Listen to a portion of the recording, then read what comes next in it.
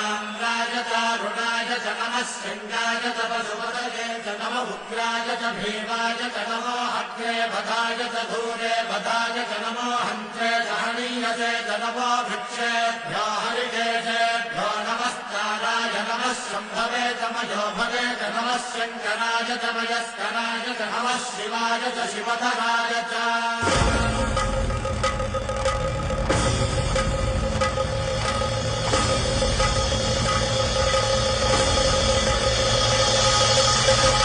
अंड ब्रह्मांड कोटि अखिल